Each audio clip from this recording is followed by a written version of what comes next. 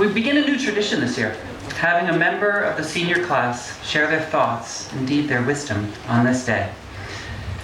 You've already heard a lot about this wonderful young woman. It's my honor to invite Katherine up to speak.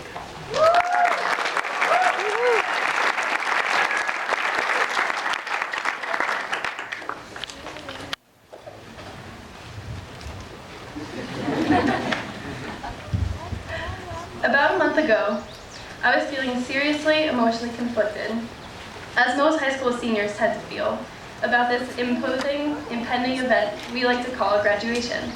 So I, as someone with lots of nervous energy, decided to take a walk. I had no destination or plan in mind, no specific thoughts in my head, just a lot of emotions. Fear, excitement, deep sadness. I walked down to Solar, then up to West Farm Road. As I walked past the Houghton Arts Center, I was reminded of my freshman year, when there was no building in that spot. Instead, there's a tennis court. Actually, more like the remnants of one. Its foundation was disintegrating, there was no net, and weeds and moss grew up through the cracks. Looking at the Houghton Arts Center, I realized that even though WMS has changed a lot on the surface, and will continue to change after my own class leaves, its indefinable spirit will remain intact. As I continued my reflective walk along West Farm Road, my eyes wandered up to the Great Hall, and my thoughts drifted to memories of Pass the Book. Pass the Book is an annual ceremony that we do, the day before graduation. The whole community sits in a large circle in the Great Hall. In the middle of the circle is a bench with a book placed on it. Anyone who wants to has the chance to get up and say, well, just about anything. They thank people who have supported them, or talk about how much they're going to miss their friends, or miss WMS, all while holding the aforementioned book. My favorite part is when Paula gets up at the end of the ceremony and reminds us that this is the last time ever that we are going to be together in this group of people as this community, just us. And it's such a powerful moment because it reminds me that even through all the fluctuating and growing, we are still one cohesive community, a family. It makes me think of continuity, of how many times Paula has said those words, of how many students have sat through the incredible tradition that is Pass the Book, and had that startling realization that the year is over.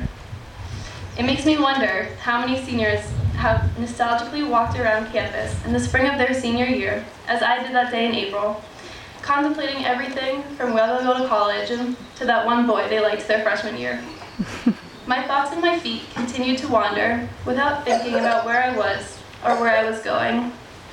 I knew that I would end up somewhere that held a memory or a story, somewhere that I would be safe, as I feel when I'm home.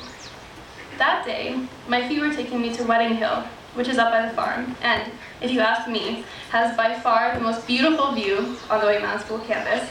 If you haven't seen it yet, you should definitely go there right after the ceremony ends and check it out. I promise you will not be disappointed. I stood there on Wedding Hill, the late afternoon sunlight pouring onto the grass, and the trees spreading out in front of me, with the vast mountains behind them. As I admired the scenery, I realized that there were tears streaming down my cheeks. For the first time in my life, I had been brought to tears by nature. I still struggle to describe the profundity with which that sight touched my soul. As I stared at the expansive mountains in front of me, everything that had changed in my life over the past 4 years rushed into my head. Everything that the school, sprawled out below, had done for me.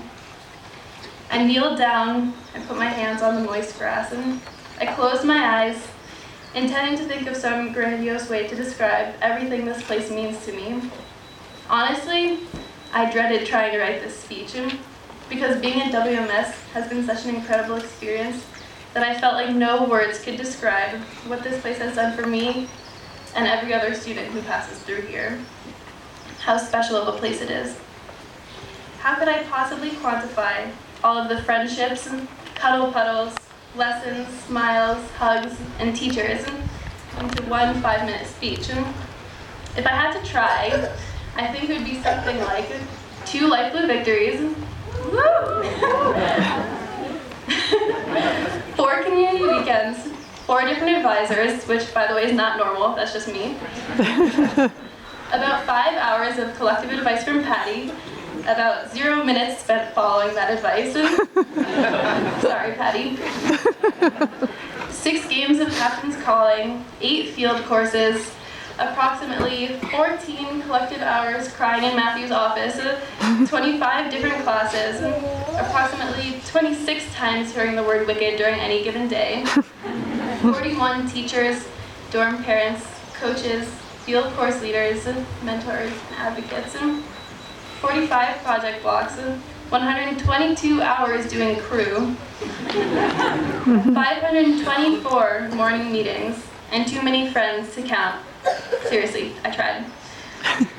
All these numbers and experiences and stories, but only 2 words came to mind as I sat there on Wedding Hill, trying to figure out how to express my love and appreciation for this place. As I said, it's hard to define how extraordinary the White Mountain School is, but if I had to sum it up, I think these next 2 words would do the job. Thank you.